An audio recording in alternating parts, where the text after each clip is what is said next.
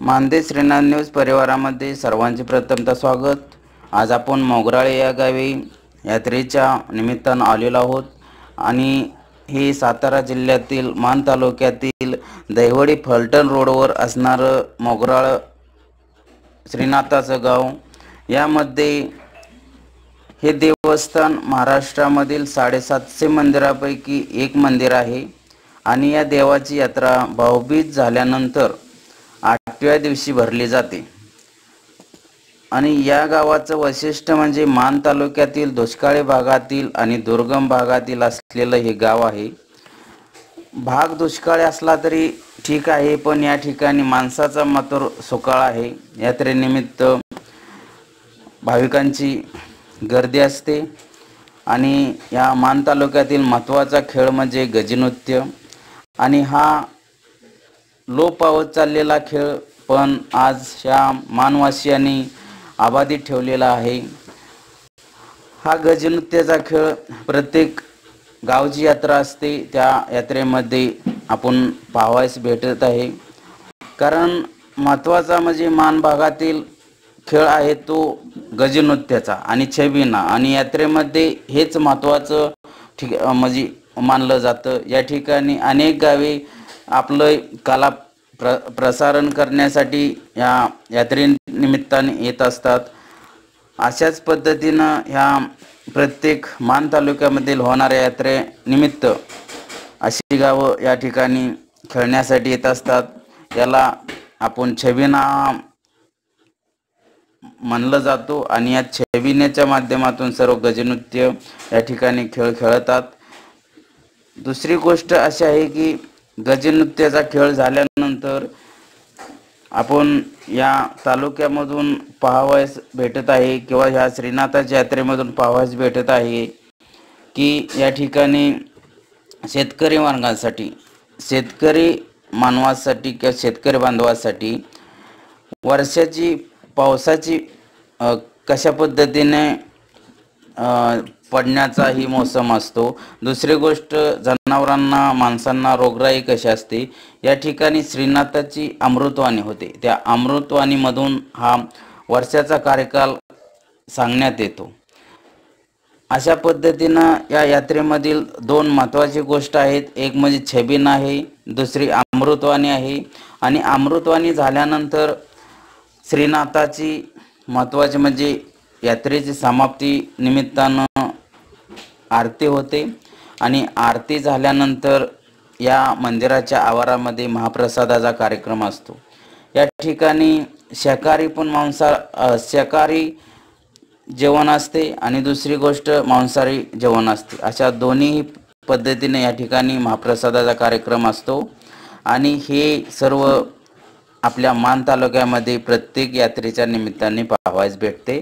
तर आपण आज या मोगराळे गावामधील दिवसाचा कार्यकाळ कसा आहे तो आपण या सर्व व्हिडिओमधून पाहणार आहोत आणि मानदेश श्रीनाथमध्ये च्या स्क्रीनवरती हा सर्व आपण दाखवला जात आहे। तर त्या चॅनलला सबस्क्राईब करा, शेअर करा आणि लाईक करा। धन्यवाद।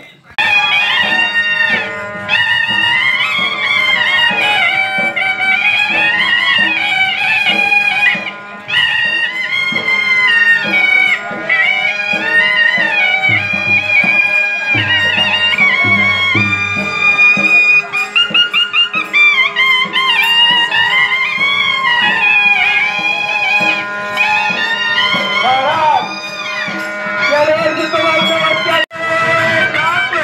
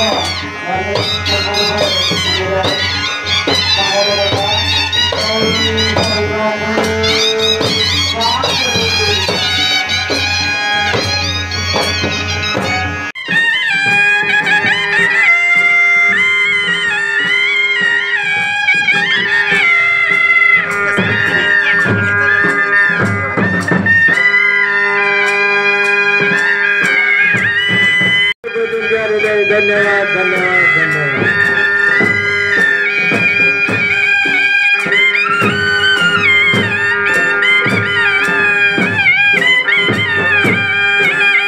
ऐकून घ्यायचे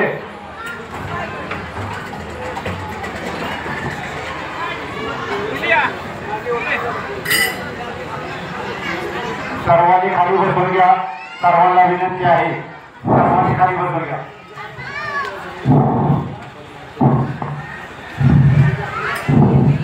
सारे कीर्तिका बहिणी मित्रगृहिणी चिळमिळी त्याचा लागल बरोबर सारे मिरगाचे पाणी चार खंडात पडेल जनते समाधान होईल बरोबर सारे मिरगाची वेल आगडाची वाफ हातात कासरा धरील भाकर घेईल जो पेरणी करील तो शेणाला सवाशर सारे राहिली सायली चुकली वाकली आगराचा पाऊस पडेल पावराच्या वापण फिरून निघेल आणि बाजरीची कुऱ्याची दोन वखत हलल बरोबर सारे रास कवेर बरच कवेर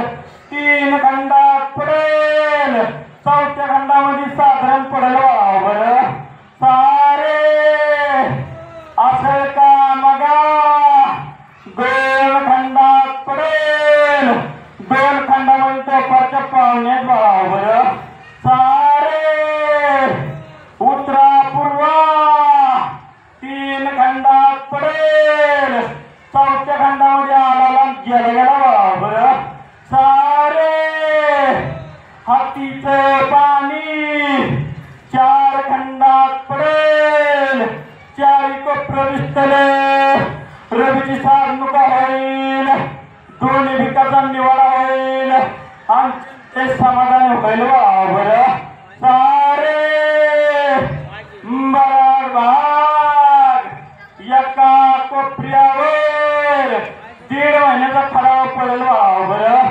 एका कोपऱ्यावर 1.25 महिन्याचा खराब पडेल बरोबर एका कोपऱ्यावर 1 महिन्याचा खराब पडेल बरोबर एका कोपऱ्यावर बळीच्या घाटाला काय पुरायत नाही बरोबर सारे दारण धुरण हाली चाली अशी तशी 2 महिना कडेला राहील बरोबर कडची सोबत एका कोपऱ्यावर 150 कडेला जाईल बरोबर एका कोपऱ्यावर 1.25 कडेला जाईल बरोबर एका कोपऱ्यावर 150 कडेला जाईल बरोबर एका कोपऱ्यावर फाराचा दुष्काळ येईल त्याचा वारा सुटेल तो कान नाही काय चंद्रेल काय बघायच नाही बरोबर सारे रोग गाडी गुराला शिळी मेंढीला ह्याच्या मागे साधारण हाय बरोबर मनुष्याच्या मागे हाताबिता जास्त हाताबिता हाय बरोबर सारे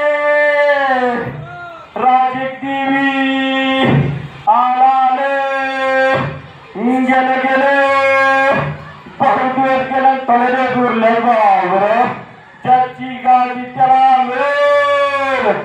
गादीचा मालक गादीला येईल कुणीकडे येईल कुणीकडे नाही दृष्टी काय पडायच नाही भाऊ बरं सारे सरमडाची पिंडी बाशिंग बांधून देवाऱ्याच्या कोपऱ्याला बसेल आणि मेंढीचा असेल आणि गाय गुराचं शिंग सोन्याचं होईल भाऊ बरं सारे बना तांडा जन्मेल थराचा दोंडा थराला बसेल आणि शिपायाची रोटी पिकल भाऊ बरं सारे